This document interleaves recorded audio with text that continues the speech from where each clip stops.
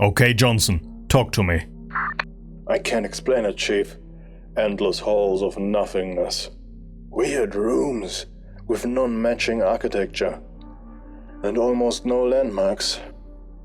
Alright, Johnson. I want to check back with you in 15. Wait. There was something. Some kind of sound. What do you mean, sound? Johnson! What the? There's movement. Stay where you are! Stay where you are! Hey! No, wait! Ah! Johnson! Ah! Ah! Ah! Johnson! Johnson! Alright. Get me a hazmat suit.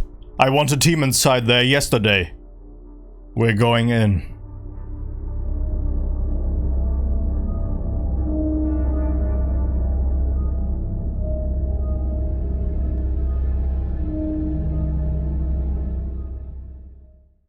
But first, we need a little mission briefing. May 12, 2019. An anonymous user started a thread on 4chan's paranormal-themed board, X. The user asked the community to, quote, post disquieting images that just feel off. As the pictures started flying in, there along came an image that had a certain feel to it. A feeling that until now only nighttime security guards could savor. The allure of a fully empty corridor. The large open room with yellow wallpaper, the fully carpeted floor, the fluorescent lighting, and the photo was shot on a Dutch angle. Even though this image presumably already appeared in an earlier thread on April 21 of 2018, a whole year earlier, this was the moment the internet started sharing the passion of middle management for roomy office spaces. One of the replies to this image post read as follows. If you're not careful and you noclip out of reality in the wrong areas, you'll end up in the backrooms, where it's nothing but the stink of old, moist carpet, the madness of mono yellow, the endless background noise of fluorescent lights at maximum hum buzz, and approximately 600 million square miles of randomly segmented empty rooms to be trapped in. God save you if you hear something wandering around nearby, because it sure as hell has heard you. A couple of days after this original creepypasta was shared, another user took the image and the text together and shared it on Reddit, cooking up a delicious menu of horror and spookiness. You can see the color. Beautiful. And if 4chan was the petri dish, Reddit became the incubator. It started spreading like wildfire on subreddits like r/creepypasta, and made the rounds through repost after repost. One of these users was a man by the name of Chris Fruet, who was among the first to write a little short story about the backrooms on r/creepypasta.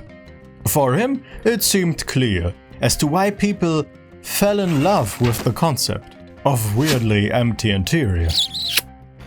So many people grew up in the odd transitional period of the 2000s, where things from the past sat almost completely unchanged, unmaintained, buildings unrenovated. It's just one of those odd shared experiences.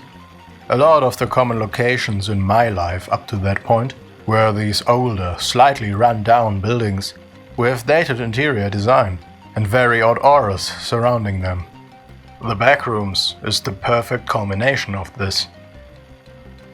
Since the internet loves creepy stories and inhaling lore, a fandom started to form around this picture of an empty office. Almost like a cult, the yellow carpet was revered, proving that no matter what you post, there is a chance to go viral, if it is creepy enough and has deep lore. I'm just gonna leave this brick over here and have at it. I'm coming to check on it later, on my viral brick. No pressure. Make it viral. The next logical step at furthering the mythos was to add something to it. In this case, floors and levels. And so the community started coming up with more and more possible rooms. After a while, people looked at it and started thinking, It's a bit empty, isn't it? and started stuffing it with every abomination they could find or draft up. They started to go into a creative creation frenzy. Monsters, factions, weird landmarks. Anything fit into the backrooms. The rooms themselves, at least the ones created in the original spirit, felt familiar to some people, like a déjà vu in image form. Naturally, like any good creepypasta, the weed-induced questions started coming up. Is it a real place? Maybe there's a hotel that looks like it. Have you visited some place like this in real life? Dude, that would be deep. Some even talked about entering them via dreaming. The really wild ones claimed that they had real encounters with the backrooms. People supposedly found them by getting off the wrong level of an elevator. Or on construction sites of buildings. Even on their way to nursing homes. Or their psychologists. And you can take away from that last one whatever you want. To believe them is surely up to you. Nearly all stories shared the description of how the process of entering actually looked like. No clipping. But to understand what that actually means, we have to sidetrack for a minute. In a video game, there's a predefined world, a virtual space that constitutes the game world, and obstacles acting as borders. Walls, visible and invisible, untraversable bodies of water, unclimbable platforms. Now, as long as you are inside this space, everything is fine. But what happens behind the invisible wall at the edge of the screen? A question gamers carried in their hearts for generations. In Doom 2, players who wanted answers to that question could type the command ID clip into the console. This unlocked them from the physical restrictions and allowed to walk through walls and objects. The term noclip seems to stem from exactly that process.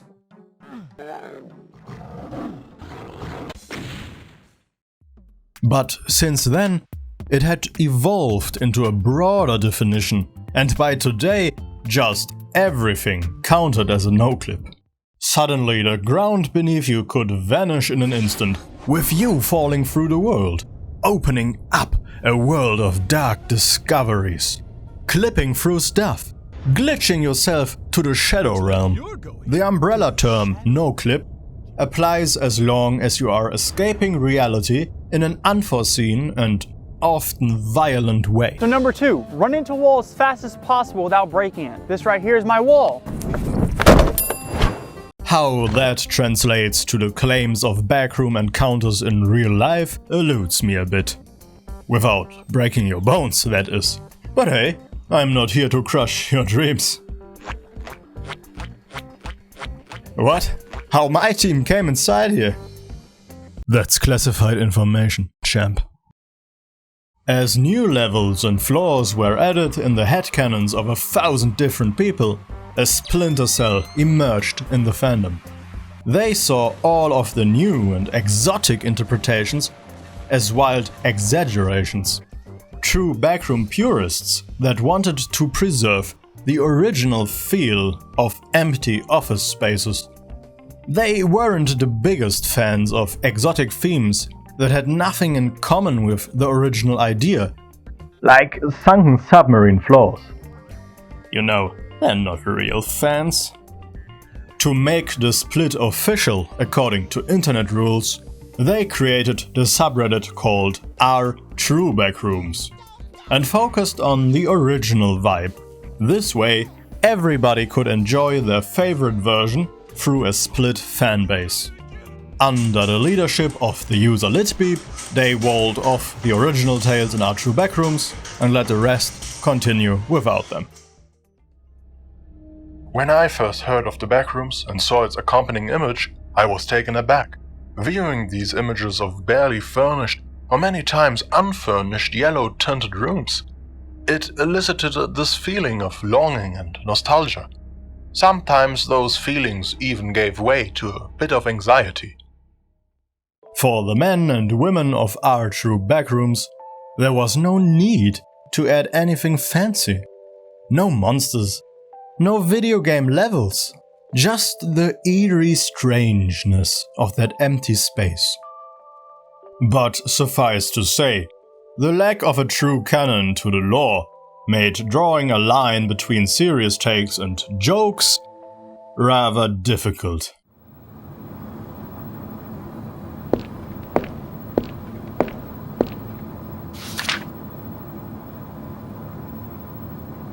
Granted. Rejected. Granted. Rejected. Granted. Rejected. By March 2022, the original Our Backrooms had over 157,000 members, with other platforms supercharging the whole shebang. Twitter and TikTok were flooded with yellow carpets, completely disrupting the business of interior architects. Wiki articles multiplied like rabbits. The lore was supersonic blasted into every router. Everybody and their mother wanted to see the scary yellow room. There was merch to get from a dozen of sellers. Just put your child into a Backrooms sweater, and when it inevitably gets lost, it won't be bad parroting from your end, but a planned family trip. Backroom Sweaters has no legal liability for any disappearance or harm caused in the process. The guy from the TV show Severance came out to say that his show was in part inspired by the Backrooms, directing the fandom's attention to his project. But screw the series. A whole movie of the actual thing was now on the way. Even backroom trading cards took over the school cafeterias. Well, no, not that last one, but all the rest.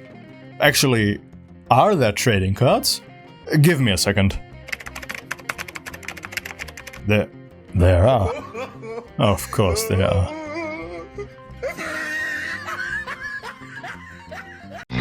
It's time to do.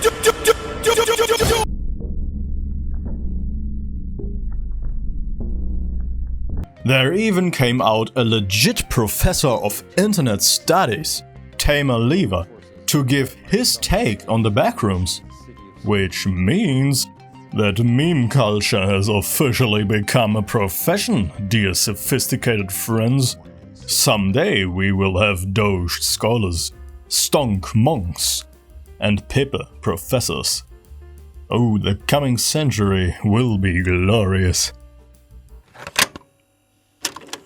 These sort of memes work so well because they invite you to interpret what's not shown.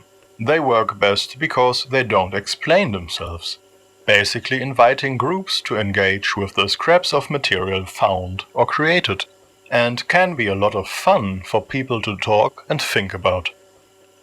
Any persistent meme has the potential to draw people together, as they have a form of shared knowledge. And that's even more the case with these sorts of memes, which encourage collective discussion, searching, and discovery of new material. Anyway, Prof, less theory, more action. Explore Team B. Let's do it. Alright, I want everybody to be on full alarm at all times. Make sure your headcams are turned on.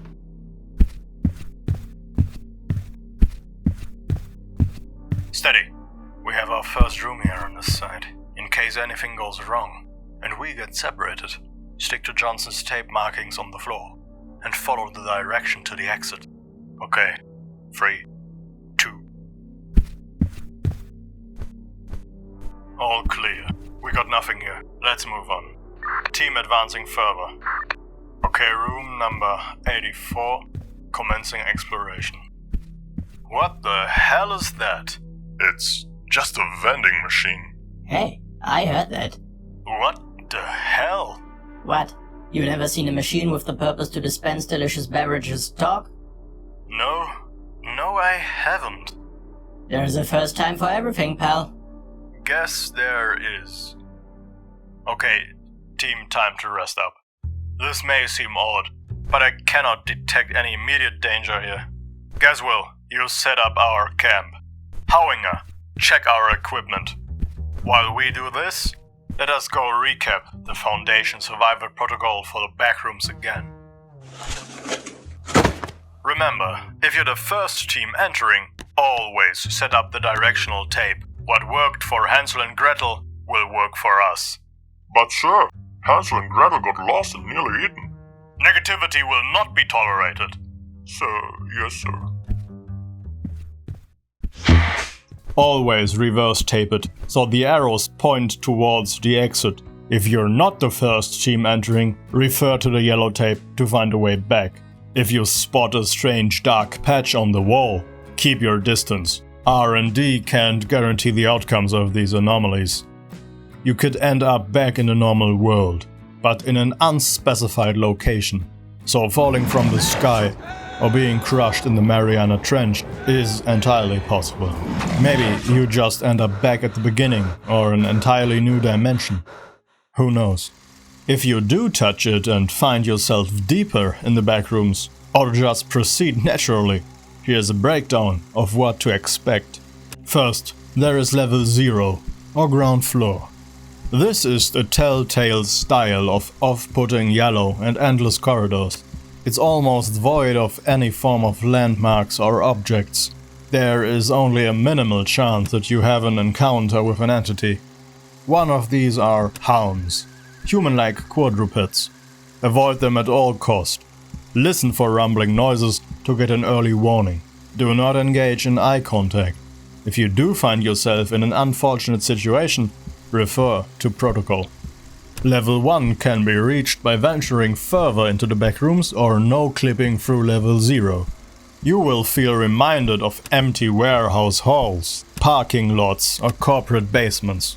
There is a chance to find supplies here, but protocol forbids gambling on that during an expedition.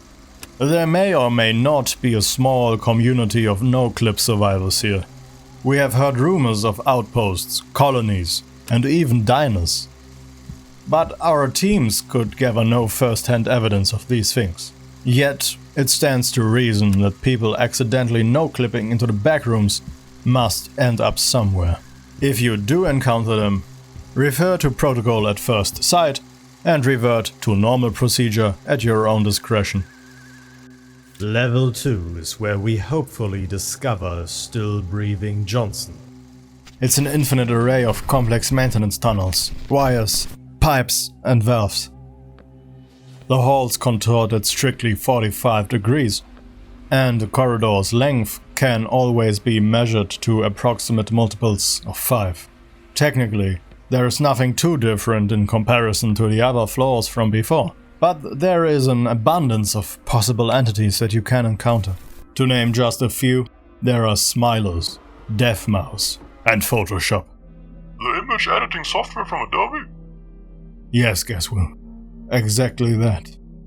Oh, good lord. We do not currently know what Johnson had encountered, so let us assume the worst for now. He seemed uninformed about the encounter's identity, so we're probably dealing with a new anomaly. Alright, let's get some rest, and then we're back on track in 25. HQ, anything on Johnson yet? Negative, team leader. Keep us updated if you hear anything. And remember that time works differently in here. Over. Meanwhile, in the real world, the Backrooms flourished as an online phenomenon. Oh baby, time for some Backrooms lore. The word liminal spaces was thrown around in threads to describe their aesthetic.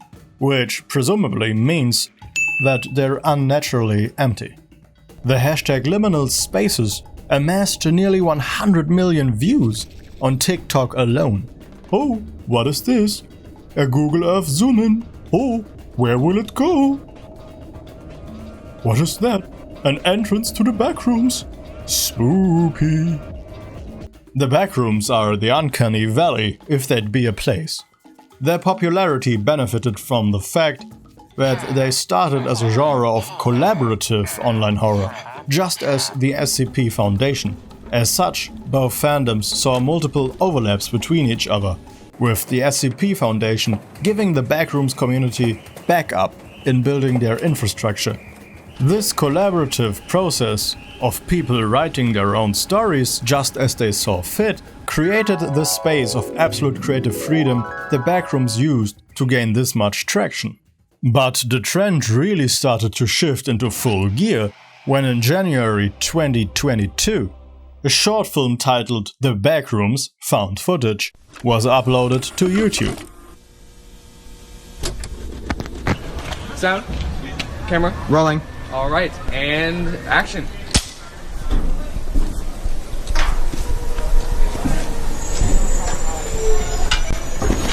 All right, cut. That was good. That was good, guys. All right, that was good. I'm thinking we get a wide angle, and then we're done. Okay? All right. Yeah. Cool. Like how much further? Like a little more. Right. A little more. That? Yeah. Yeah. Whoa.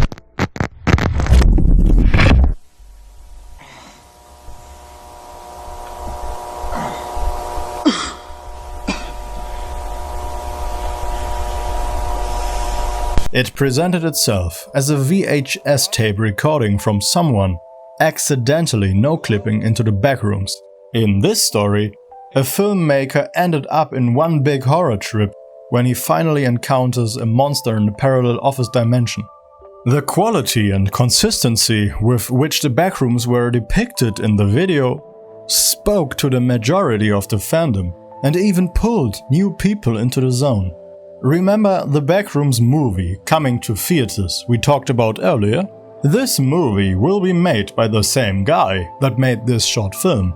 Then 16-year-old Kane Parsons continued to produce a whole series of them and could kick off one viral success after another. Now he was about to conquer the big screen, stepping into the footsteps of Slenderman and its big screen adaptation.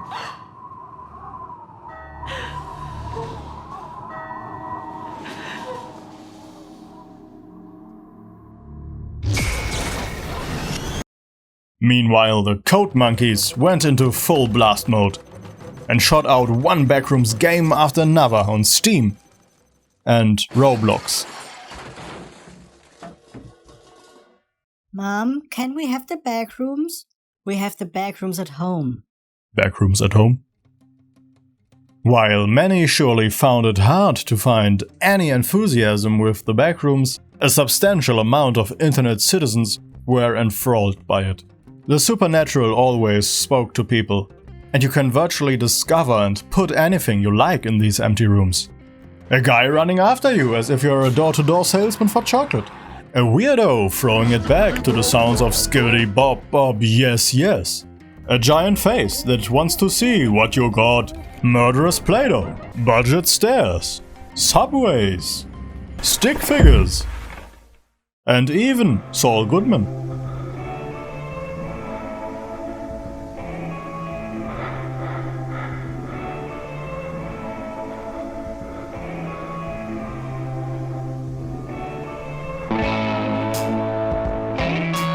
Their magic derived from the fact that nothing would be entirely out of the question in there. It was a giant mystery box of horror, waiting to be filled by your favorite tropes. Still, there was a style to detect in all of it, a common theme that united the creation process overall. You see, the Backrooms fall into a very modern and popular offshoot of the found footage genre, called analog horror. They fit right alongside other representatives of the genre like No Through Road, Local 58, and the Mandela Catalog. For the less instructed, low-fidelity graphics are in right now. Old tapes, creepy radio stations, scary TV schedules. As long as something is hella wrong with your dusty old electronical device, you're golden. Technically, the Backrooms only entered the world of analog horror through the vision and interpretation of Kane Parsons' videos, but by now it seemed that the Backrooms had become inseparable from that vision. Is someone there? With the movie gearing up, there arose a potential that the more casual enjoyers would consider the movie as the true canon, or at least as a guideline for the rest of the fandom.